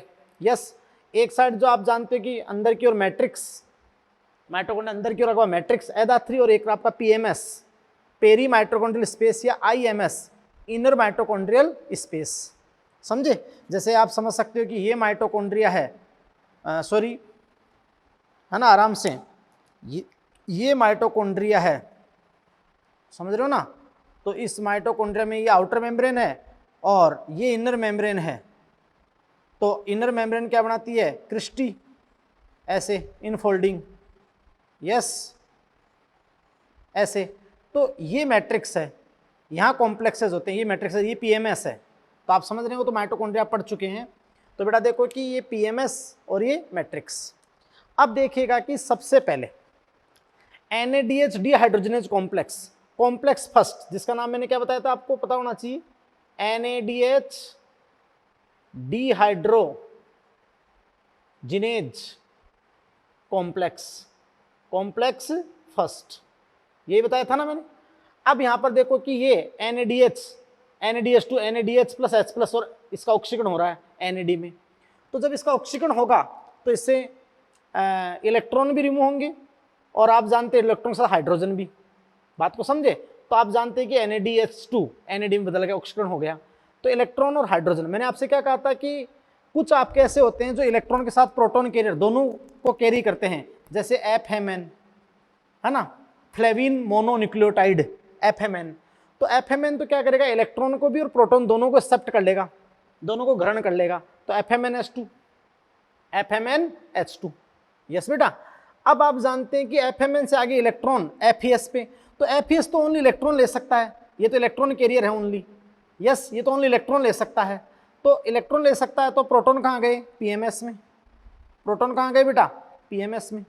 अब वो आपको एनसीईआरटी के अंदर यहाँ चार वो संख्या कितनी भी बता दे, वो तो आपको अभी मैं बताऊंगा कि एक NADH से 3 ATP और एक FADH से 2 ATP बताने के लिए ऐसा कर रखा है, बाकी कोई मतलब नहीं। वो तो कितने भी प्रोटॉन, है ना, लेकिन इधर आ गए प्रोटॉन आ गए। यस, ये कॉम्प्लेक्स फर्स्ट हो गया, जिसपे डायरेक्ट NADH का ऑक्सीकरण होता है, NADH डिहाइड्रोजनेज, और ये डायरेक्ट ये कॉम्प्लेक्स PMS में प्रोटॉन को पंप कर देता है, और इलेक्ट्रॉन वाहकों में इलेक्ट्रॉन गुजर रहे हैं। यस, अब बेटा आपको पता होना चाहिए वहां पर कि आपको एनसीईआरटी में कहीं पर भी देखो कि मैंने एक बात कही थी, यूबी क्यूनोन होता है मोबाइल कैरियर, है ना। तो यूबी क्यूनोन क्या करता है, फर्स्ट सेकंड और थर्ड के बीच सामान्य, नहीं वो फर्स्ट को थर्ड से भी और सेकंड को थर्ड से। तो पहले अपन थर्ड ले लेते हैं, पहले क्या लेते हैं, थर्ड। तो यहाँ पर देखिए यूक्यू पे इलेक्ट्रॉन जाएगा, तो ये यूक्यू इलेक्ट्रॉन को कैरी तब करेगा कि यूक्यू एक, आप जानते हैं कि ये भी एक प्रोटॉन कैरियर है और एक प्रोटॉन ग्राही है। तो ये पहले यहाँ से मैट्रिक्स से प्रोटॉन लेगा, वाटर से किसी प्रोटॉन लेगा, तब ये UQS2 में चेंज होगा, तब ये इलेक्ट्रॉन को लेगा। अब UqS2 में होगा तो प्रोटॉन भी आ गया, इलेक्ट्रॉन भी आ गया। अब ये वापस UQ में जैसे आगे इलेक्ट्रॉन देगा तो साइटोक्रोम बी तो ओनली इलेक्ट्रॉन ले सकता है, इलेक्ट्रॉन ले सकता है, समझ रहे हो ना। तो ये प्रोटॉन अभी देखना। अब ऐसे आपका जो कॉम्प्लेक्स सेकंड होता है, ये complex second succinate dehydrogenase complex. तो कॉम्प्लेक्स सेकंड आप जानते हो माइटोकॉन्ड्रिया में आप जानते हो कि मैट्रिक्स साइड होता है, और आप अच्छे जानते हो सक्सिनेट डिहाइड्रोजनेज कॉम्प्लेक्स। जब क्रेब्स चक्र में एक प्रक्रिया होती है ना, जब सक्सिनिक एसिड से फ्यूमेरिक एसिड बनता है और वहां सक्सिनेट डिहाइड्रोजनेज कॉम्प्लेक्स आता है, यस, तब आप जानते हो कि FAD से FADH2 बना, तो अब FADH2 ब्रेक होता है यहाँ पे FADH2 FAD में। तो वही आप जानते हैं कि इलेक्ट्रॉन और प्रोटॉन दोनों FAD दोनों है ना, इलेक्ट्रॉन से FAD पे आ गए, यस, और FAD से FES जो इसके कंपोनेंट होते हैं। फिर वही UQ जो सेकंड को भी थर्ड से जोड़ेगा और फर्स्ट को भी थर्ड से, तो UqS2। अब जैसे इलेक्ट्रॉन साइटोक्रोम बी पे गए, इससे भी आ गए और इससे भी आ गए साइटोक्रोम बी पे, है ना, तो इसने हाइड्रोजन छोड़ दिए, इसने भी हाइड्रोजन छोड़ दिए, तो मैट्रिक्स में हाइड्रोजन आ गए ना 4। और अब cytochrome B, FES, cytochrome C1, और फिर आप जानते हो साइटोक्रोम C जो छोटी सी गतिशील प्रोटीन है, जो अब थर्ड को फोर्थ से जोड़ेगी, तो साइटोक्रोम C से इलेक्ट्रॉन जाते हुए फोर्थ कॉम्प्लेक्स पे आ गए, ये लो फोर्थ कॉम्प्लेक्स, यस। और यहाँ कॉपर A, पहले कॉपर A पे आते हैं, कॉपर A देता है साइटोक्रोम A को, फिर साइटोक्रोम A3, फिर कॉपर B पे जाते हैं, फिर ऑक्सीजन को मिलते हैं। तो देखो अंतिम इलेक्ट्रॉन ऑक्सीजन ने ग्रहण किए, हाफ O2, तो हाफ O2 माइनस माइनस। अब ऐसे इलेक्ट्रॉन कैरियर में गुजरता गुजरता किस पे आ गया, ऑक्सीजन पे आ गया। बात को समझे, कंपोनेंट मैंने आपको सारे समझा दिए थे, यस बेटा। तो देखो एक मेम्ब्रेन के आर पार क्या बन गई, प्रोटॉन प्रणता। यहां आपको याद रखनी है प्रोटॉन ग्रेडियंट, है ना, प्रोटॉन मोटिव फोर्स PMF बन गया बेटा, यस। अब जानते हो कि प्रोटॉन इस मेम्ब्रेन को पार करना चाहते हैं, लेकिन आवेशित प्रोटॉन के लिए मेम्ब्रेन क्या है, इम्प्रिमेबल है।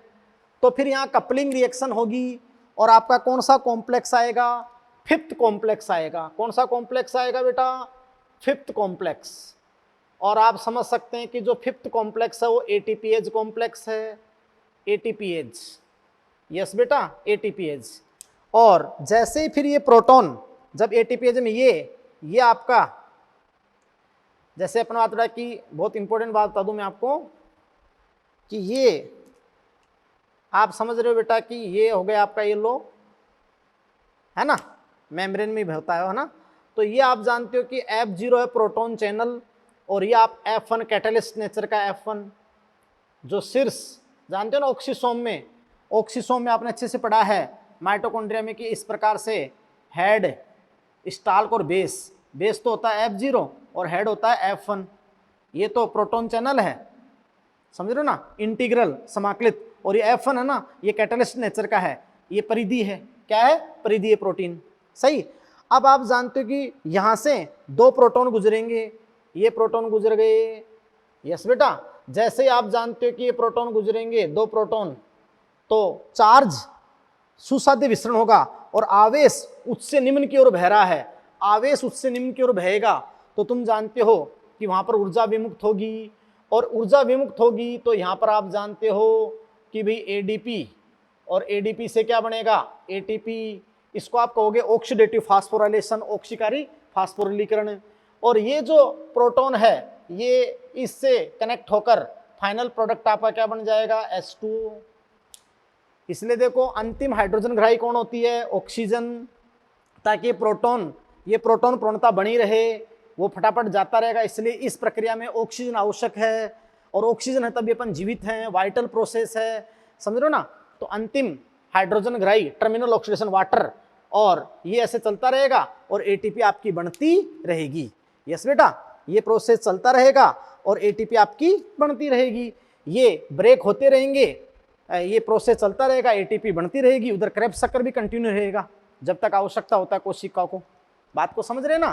तो इस प्रकार देखो बेटा, आपको कुछ भी नहीं है कि भाई कॉम्प्लेक्सेज में आपको इलेक्ट्रॉन को मूव कराना है, बात को समझ रहे हैं। और कोई दिक्कत नहीं है कि जैसे यहाँ NADH डिहाइड्रोजनेज ये आपका कॉम्प्लेक्स है, तो ये डायरेक्टली आप जानते हैं कि इस पे काम करता है, और ये FMN इसका प्रथम ग्राही जो इलेक्ट्रॉन को और प्रोटॉन दोनों को ग्रहण करता है, दोनों ग्रहण कर FMNS2। अब इससे आगे इलेक्ट्रॉन एफईएस पे जाएंगे तो एफईएस तो इलेक्ट्रॉन ले सकता, प्रोटॉन नहीं, तो प्रोटॉन कहाँ आ गया, पीएमएस में छूट के। फिर एफईएस से यूक्यू पे जाता है इलेक्ट्रॉन, ऐसे कॉम्प्लेक्स सेकेंड से भी जो एफएडीएच से आया वो आपका यूक्यू पे आता है ना, तो यूक्यूएस2। तो यहाँ दोनों प्रोटॉन ले लेते हैं, दोनों जगह प्रोटॉन ले लिए। अभी इलेक्ट्रॉन जैसे ही जाते हैं साइटोक्रोम बी पे, एफईएस पे, साइटोक्रोम सी पे, तो ये प्रोटॉन कहाँ गए, मैट्रिक्स में। फिर साइटोक्रोम सी जो थर्ड और फोर्थ को जोड़ता है, और सी गतिशील वाहक है जो थर्ड फोर्थ को जोड़ता है, वो देखो आउटर पीएमएस की तरफ होता है, छोटी गतिशील प्रोटीन। और आप जानते हैं कि साइटोक्रोम ए3 अंतिम इलेक्ट्रॉन ग्राही A3 से ऑक्सीजन, तो ऑक्सीजन पे जैसे इलेक्ट्रॉन जाते हैं तो हाफ O2 से हाफ O2 माइनस माइनस, ऐसा होने से यहाँ प्रोटॉन प्रवणता हो गई, प्रोटॉन प्रवणता हो गई तो आप जानते हैं कि प्रोटॉन फिर कपलिंग रिएक्शन होगी, फिफ्थ कॉम्प्लेक्स आएगा एटीपीएज, और एटीपीएज के अंदर ये F0 प्रोटॉन चैनल जो समाकलित इंटीग्रल प्रोटीन है, और ये F1 शीर्ष जो परिधीय प्रोटीन है, और यहाँ से जैसे ही प्रोटॉन गुजरेंगे तो यहाँ कैटालिटिक नेचर होगा, ऊर्जा का समरूपण होगा, जब आवेश उससे निम्न बहेगा, सुसद्य विसरण हो रहा है, क्योंकि प्रोटॉन तो इधर ज्यादा थे इधर कम थे, लेकिन वो तो मेम्ब्रेन इम्प्रेमेबल थी, तो फैसिलिटी दी इसने F0 ने, तो फैसिलिटी दी, सुसद्य विसरण हो रहा है, तो F0 से F1, तो जैसे ही प्रोटॉन गुजरेंगे तो ऊर्जा जैसे ही बनेगी तो ADP, IP, ATP, yes, oxidative phosphorylation, yes बेटा। क्यों, क्योंकि ये प्रोटॉन प्रवणता किससे बनी, ये प्रोटॉन प्रवणता बेटा आपके किससे बनी, इनके ऑक्सीकरण से बनी, NADH और FADH। तो आप समझ सकते हो कि ये आपकी ATP फॉर्मेशन हो रहा है, तो ये आपकी ETS है, ये क्या है बेटा आपका ETS, समझ रहे हो। और देखो कि यहाँ पर कॉम्प्लेक्स फर्स्ट, थर्ड और फोर्थ भी प्रोटॉन पंप का काम करते हैं। किसका काम करते हैं, प्रोटॉन पंप का। तो प्रोटॉन पंप जानते हो ना, पंप प्रोटीन, जो आप जानते हैं कि प्रोटॉन को पहले तो यहाँ देखो प्रोटॉन को धकेलते हैं, तुम्हें पता है इलेक्ट्रॉन तो आप जानते हैं कि रेडॉक्स पोटेंशियल को डाउन हिल करता है, और प्रोटॉन यहाँ अप हिल मूवमेंट करता है, क्योंकि ये धकेल रहे ना सांद्रता प्रोटॉन विरुद्ध, बाद में देखो ये सांद्रता के अनुसार जा रहा है प्रोटॉन फिर, यस। तो ये प्रोटॉन पंप की तरह कार्य करते हैं, फर्स्ट, सेकंड और फोर्थ।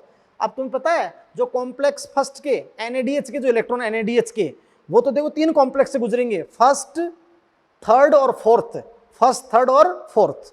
और आप जानते हैं कॉम्प्लेक्स सेकंड के इलेक्ट्रॉन सेकंड और फोर्थ से गुजरेंगे, तो फिर आप जानते हो NADH से तो 3 ATP बनेगी, NADH2 से तो कितने ATP, 3 ATP, और एक FADH2 से कितनी ATP बनेगी, 2 ATP। बात को समझ रहे हो ना आप, वो सारी बातें मैं और बता दूंगा। तो ये सारी बातें आप, ये आपकी होगी बेटा ETS, क्या होगी बताओ, ETS, समझ गए ना, ये आपकी बात हो गई ETS। और अपन बहुत इंपॉर्टेंट बात कहते हैं कि भाई देखो ये जितने भी साइटोक्रोम है ना, इनके अंदर पहले इलेक्ट्रॉन को ग्रहण होता है तो उसका रिडक्शन हो जाता है, आयरन ही करता है, फिर इलेक्ट्रॉन निकलता है तो उसका ऑक्सीडाइज हो जाता है ना। तो आयरन ही तो लेता है, आयरन ही देता है, लेकिन साइटोक्रोम ए में लेने वाला आयरन है, देने वाला कॉपर है। देने वाला कौन है, कॉपर। फिर इसने ले लिया, इसने इसको दिया, तो फिर आप समझ सकते हैं कि फिर आयरन लेकर कॉपर को देता है, फिर ऑक्सीजन पे जाता है। बात को समझ रहे हैं ना। तो ये कुछ बातें हैं जो आपको एक एक पॉइंट अभी मैं आपको डिस्कस कर दूंगा। ये आपका डायग्राम अपन ने बना दिया कि ऐसे ETS आपकी संपन्न होती है। तो आपको केवल इतना याद रखना बेटा कि किस किस कॉम्प्लेक्स के क्या क्या घटक हैं और कैसे प्रोटॉन ग्रेडियंट बनती है मेम्ब्रेन के आर पार, और फिर मेम्ब्रेन के आर पार तो फिर कपलिंग रिएक्शन होती है, ATP जाता है, और कैसे ATP संश्लेषण होता है। समझ रहे हो बेटा। और ये सारी बातें आपके सामने हैं, क्लियर बेटा। और अब देखो मैं कुछ बातें लिख देता हूँ, यस, और उसके बाद अपन नेक्स्ट लेक्चर की बात करेंगे, यस, उसमें अपन और अच्छे पॉइंट्स की बात करेंगे, यस। आप देखिए एक बेटा महत्वपूर्ण परिभाषा, टर्मिनल ऑक्सीडेशन। यानी टर्मिनल ऑक्सीडेशन क्या होता है बेटा, शीर्षस्थ ऑक्सीडेशन क्या होता है, ये किससे रिलेटेड है। तो देखो ये ETS के दौरान मैं बहुत इंपॉर्टेंट बात बताता हूँ बेटा, इसका संबंध NADH2 तथा FADH2 के ऑक्सीकरण से हैं। यस बेटा। और आप अच्छे से जानते हैं कि जब उनका ऑक्सीडेशन और इलेक्ट्रॉन वहन हुए तो फिर आप जानते हैं कि अंतिम इलेक्ट्रॉन घटे ऑक्सीजन थी, लेकिन फाइनल फिर क्या हुआ कि जब प्रोटॉन ग्रेडियंट के अकॉर्डिंग गए वहां पर तो अंतिम हाइड्रोजन ग्राही कौन थी, ऑक्सीजन। यस, तो अपन कहते हैं कि इस घटना में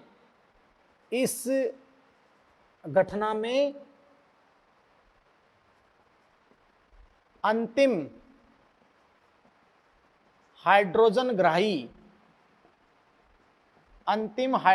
ग्राही ऑक्सीजन होती है। पता ना आपको H2O बनता था, मेटाबॉलिक वाटर बनता है, तो अंतिम हाइड्रोजन ग्राही कौन होती है बेटा? ऑक्सीजन होती है। इसलिए आप इसे क्या कहते हैं? इसलिए टर्मिनल ऑक्सीडेशन कहते हैं। और इसलिए बेटा यहां O2 आवश्यक है, वाइटल प्रोसेस, यानी ये जैविक क्रिया है, जीवित रहने के लिए अगर अपन वायवीय श्वसन करें तो O2 आवश्यक है, जो एरोबिक ऑर्गेनिज्म है, तो इसे आप कहते हैं टर्मिनल ऑक्सीडेशन। यस बेटा। फिर देखिएगा, मैं बहुत इंपॉर्टेंट बात आपके सामने करता हूं कि भाई वहां जो वायवीय श्वसन में एटीपी का निर्माण क्या कहलाता है? Oxidative phosphorylation. यस, तो आप क्या कहेंगे बेटा कि वायवीय श्वसन में एटीपी का निर्माण ऑक्सीडेटिव फोस्फोराइलेशन कहलाता है, क्योंकि बेटा उनके ऑक्सीडेशन से प्रोटॉन ग्रेडियंट बनी, और फिर आप जानते हैं कि प्रोटॉन वहां एटीपी से गुजरे तब क्या बनी? एटीपी बनी, है ना। अच्छा सुनो, NADH से इलेक्ट्रॉन प्रवाहित होने पर देखो, NADH प्लस H प्लस से इलेक्ट्रॉन प्रवाहित होने पर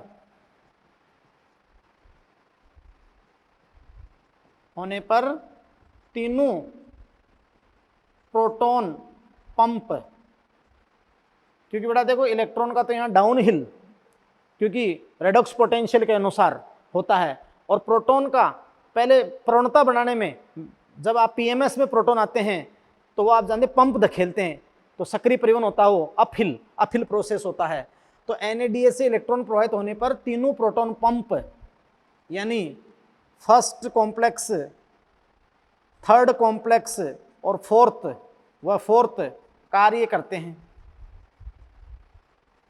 है ना। जबकि FADH2 से इलेक्ट्रॉन, आप जानते हैं बेटा कि जो आपको बहुत इंपॉर्टेंट बात बताऊं कि जबकि FADH से इलेक्ट्रॉन स्थानांतरण पर केवल कॉम्प्लेक्स थर्ड व फोर्थ ही कार्य करते हैं, तो आप समझ सकते हो फिर एक NADH2 या से 3 ATP के तुल्य एनर्जी, और एक FADH2 से 2 ATP के तुल्य एनर्जी बनती है। समझ गए ना आप अच्छे से? अच्छा बेटा, आपको पता है कि जब प्रोटॉन ग्रेडियंट बन जाती है इलेक्ट्रॉन वाहकों में गुजरने से, तो फिर आप जानते हैं कि फिर फिफ्थ कॉम्प्लेक्स आता है, ETC हो जाती है, अंतिम इलेक्ट्रॉन ऑक्सीजन पे जाते ही फिर आपका कॉम्प्लेक्स फिफ्थ आता है। तो देखो कॉम्प्लेक्स फिफ्थ क्या करता है, जैसे आप जानते हो कि ये इनर माइटोकॉन्ड्रियल मेम्ब्रेन है, inner mitochondrial membrane, IMM, inner mitochondrial membrane. अब आपको मैंने बताया था कॉम्प्लेक्स फिफ्थ, जो आप जानते हैं कि ATPase है। यस बेटा, तो उसके अंदर 2 कंपोनेंट हैं, एक आपका है F0, एक आपका क्या है F0, और एक आप समझ सकते हैं, एक तो आपका F0 है और एक आप समझ सकते हैं कि F1, यही तो है ना। तो ये तो F0 है प्रोटॉन चैनल, ये कैटालिस्टिक नेचर का F1 है, सही। और आप अच्छे से जानते हैं बेटा कि वहाँ पर देखो, वो आप बहुत इंपॉर्टेंट वे से समझ रहे हैं कि ये PMS है जहाँ प्रोटॉन प्रणता है आउटर साइड, और ये इनर साइड है जहाँ मैट्रिक्स है। यस, फिर वो प्रोटॉन प्रणता होगी थी, मेम्ब्रेन को पार नहीं कर सकते थे, तो आप जानते हैं यहाँ से 2 प्रोटॉन गुजरते हैं, 2 प्रोटॉन, ये तो गुजरे ना 2 प्रोटॉन चैनल से, तो 2 प्रोटॉन गुजरते हैं, और 2 प्रोटॉन F0 से आप जानते हो सुसाध्य विसरण करते हैं, तो जैसे ही ये कैटलिस्ट नेचर से इससे गुजरते हैं तो आवेश उच्च से निम्न गुजर रहा है, आवेश उच्च से निम्न गुजर रहा है, आवेश सुसाध्य विसरण हो रहा है। तो फिर आप जानते हैं कि यहाँ पर ATP, मतलब ये ऐसे दे दें अपन कि यहाँ पर ADP प्लस IP इसमें ऊर्जा आएगी और फॉर्मेशन होता है किसका, ATP का। तो 2 हाइड्रोजन आयन से 1 ATP का फॉर्मेशन होता है और उसको आप ऑक्सीडेटिव फास्फोराइलेशन कहते हैं। यस बेटा, तो ये सारी बात मैंने आपको बहुत अच्छे से समझा दी। और अब इस लेक्चर में यहीं तक बेटा, और अब अपन नेक्स्ट लेक्चर के अंदर आपको एक बार और ढंग से बताकर फिर सटल सिस्टम बताएंगे और फर्मेंटेशन और RQ वैल्यू। तो आप पूरा मस्त तरीके से पढ़ के आएँ और इसको तैयार करके आएँ। Thank you very much.